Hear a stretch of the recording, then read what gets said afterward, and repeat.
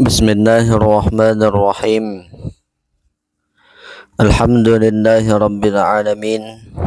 Wassalatu wassalamu ala asyrafil anbiya wal mursalin Sayyidina Muhammadin wa ala alihi wa sahbihi ajma'in.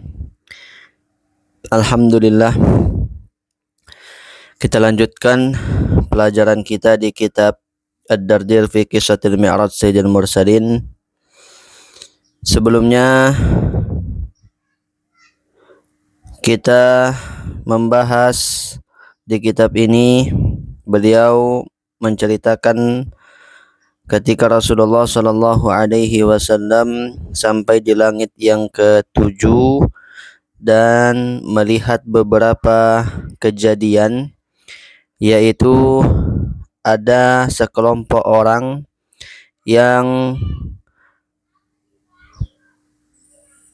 wajahnya sangat putih, dan ada juga yang lain ada kotorannya, kemudian dia mandi di sungai 3 kali sampai bersihlah kemudian kaum yang ada kotoran tadi di wajahnya, sehingga mereka sama dengan kaum yang putih wajahnya itu.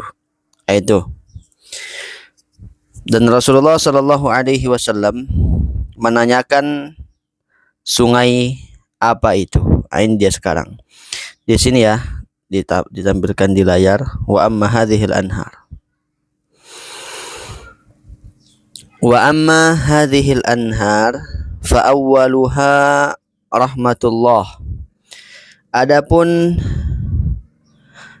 sungai yang pertama itu adalah rahmat Allah, karena ada 3 kali sungai dia mandi kelompok orang yang dilihat oleh Rasulullah Shallallahu Alaihi Wasallam. Yang pertama katanya itu adalah rahmat Allah, sehingga bisa kurang kotoran yang ada di wajahnya. Watsani ni'matullah, yang kedua adalah nikmat dari Allah. Watsalis saqauhum rabbuhum syaraban tahura, dan yang ketiga adalah Tuhan mereka memberikan minuman yang segar, minuman yang suci kepada mereka. Wa qila hadza makanuka wa makanu ummatuka, inilah tempatmu dan tempat umatmu. Wa idza huwa bi ummatihi syatrain, Rasulullah Shallallahu Alaihi Wasallam juga berjumpa dengan dua kaum, dua umat. Syatrin alaihim thiyabun ka'annahal qaratis wa syatrin alaihim thiyabun ramdun. Rasulullah Shallallahu Alaihi Wasallam juga berjumpa dengan dua bagian umat. Yang pertama, dilihat umat itu, golongan yang pertama, dia mengenakan baju yang bajunya itu sangat putih, seolah-olah seputih kertas. Sedangkan yang satu lagi mengenakan baju yang kusam. Fadakhalal baital ma'mur, kemudian Rasulullah Shallallahu Alaihi Wasallam setelah melihat dua umat tadi yang berbeda, satu pakai pakaian yang bagus, bersih, satu pakai pakaian yang kusam, Rasulullah kemudian masuk ke Baitul Ma'mur namanya. Wa dakhala ma'ahu alladziina 'alaihim ath-thiyabul bid wa hujibal akharun alladziina 'alaihim ath-thiyabur ramad wa hum 'ala khairin. Kemudian ketika Rasulullah Shallallahu Alaihi Wasallam masuk ke Baitul Ma'mur, masuk juga lah orang-orang yang mengenakan pakaian putih tadi itu.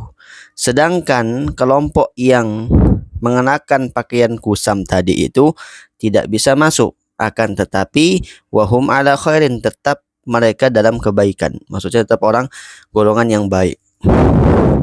Fasalla wa man ma'ahu minal mu'minin fil baitil ma'mur. Kemudian Rasulullah Shallallahu Alaihi Wasallam sholat beserta dengan orang dari kalangan mukminin. Di mana dia sholat? Di Baitul Ma'mur. Wa idza huwa yadkhuluhu kulla yaumin sab'una alfa malakin. Dan Baitul Ma'mur itu setiap harinya, itu setiap hari Baitul Ma'mur itu dimasuki oleh 70.000 malaikat setiap hari, terus masuk ke Baitul Ma'mur. La ya'uduna ilaihi ila yaumil qiyamah. Kalau sudah masuk ke Baitul Ma'mur yang namanya malaikat itu setiap hari, dia tidak bisa keluar lagi, tidak akan keluar lagi, kembali lagi sampai hari kiamat. Wa annahu bihidzail Ka'bah, dan Baitul Ma'mur itu tepat lurus sejajar dengan Ka'bah yang ada di dunia. Jadi kalau di dunia pusatnya adalah Ka'bah, pusat dunia itu. Kalau di sana di atas itu disebut dengan Baitul Ma'mur. Dan Baitul Ma'mur dan Ka'bah itu sejajar. Sejajar dia. Sehingga dikatakan di sini, malau khurra minhu hajarun la khurra alaihi akhiru ma'alaihim. Sehingga seandainya dijatuhkan batu dari Baitul Ma'mur itu, niscaya dia tepat jatuh di Ka'bah. Ini menunjukkan, beliau menceritakan bagaimana Baitul Ma'mur itu sejajar dengan Ka'bah. Wa fi riwayatin, di dalam satu riwayat, annahu uridat alaihi al-aniyatus thalathatul mutaqaddimah. Dalam satu riwayat juga Rasulullah SAW diberikan 3 bejana, 3 wadah.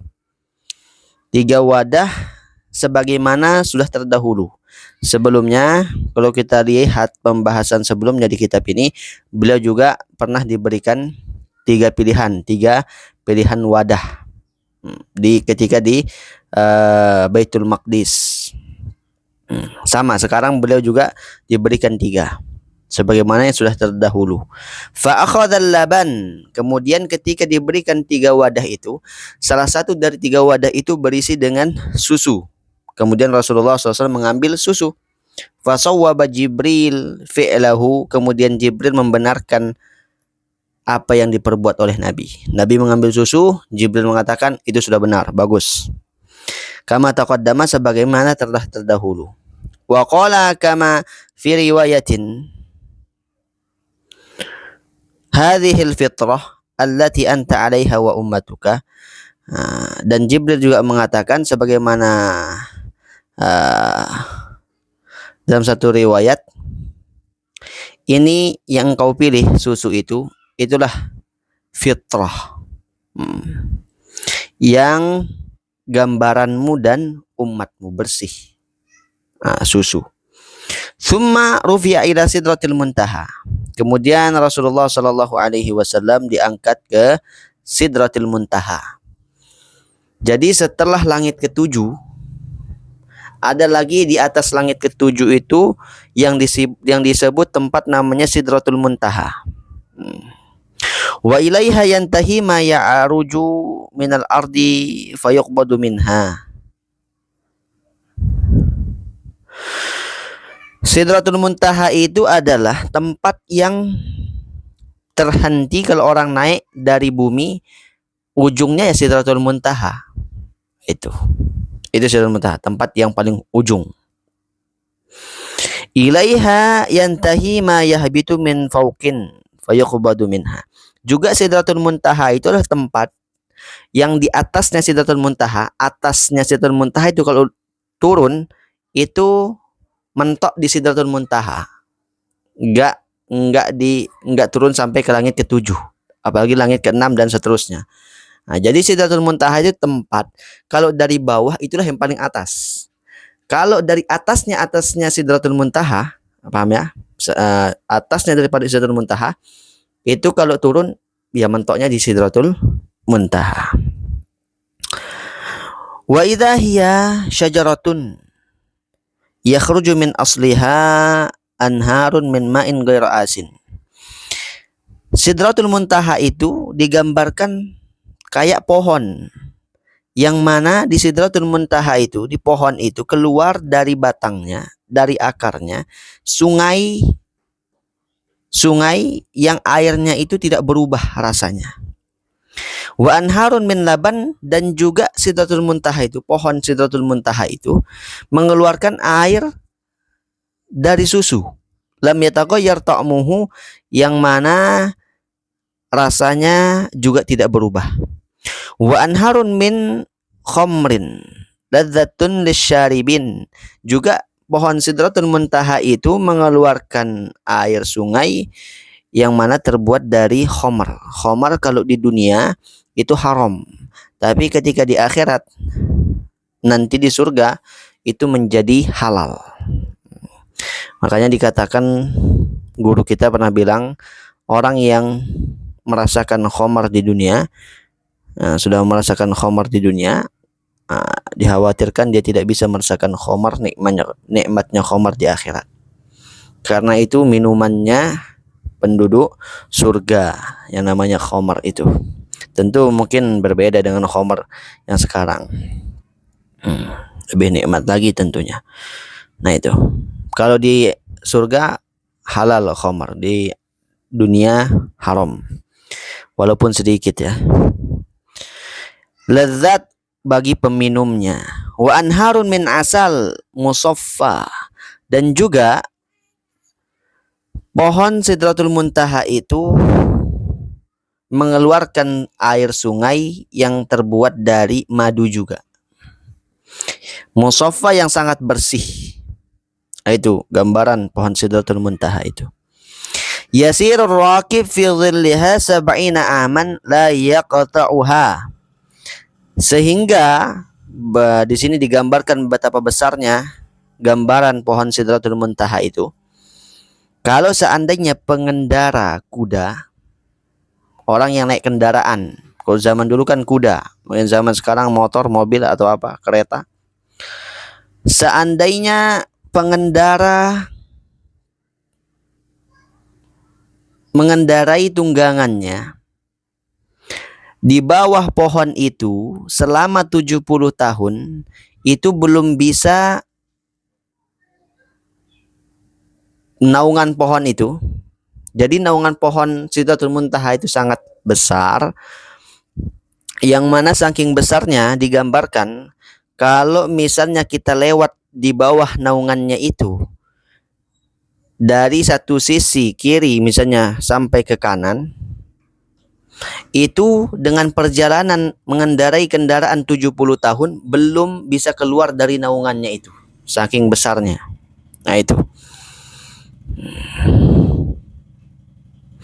Wa idza nabaquha mithlu kulali hajrin, dan buahnya itu seperti kendi negeri Hijr. Wa idza waraquha ka'adhanil filah, dan daunnya itu seperti, bentuknya seperti telinga gajah.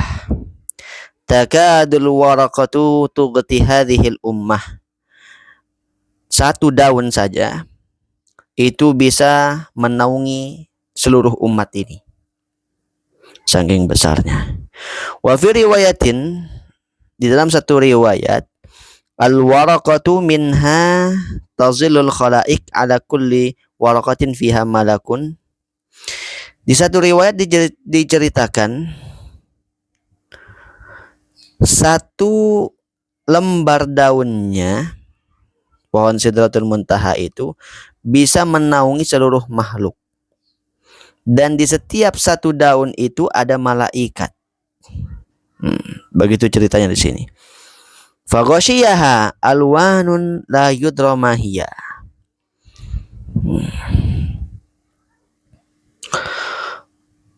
Kemudian juga ada daun yang berwarna-warni yang tidak diketahui apa maksudnya itu. Ada daun yang apa maksudnya daun yang begitu bentuknya. Falamma ghasyiyaha min amrillahi ma ghasyiyaha taghayyarat. Setiap kali daun itu ditutupi ditulis dengan perintah Allah Subhanahu wa taala, dia menjadi berubah yang warna-warni tadi itu.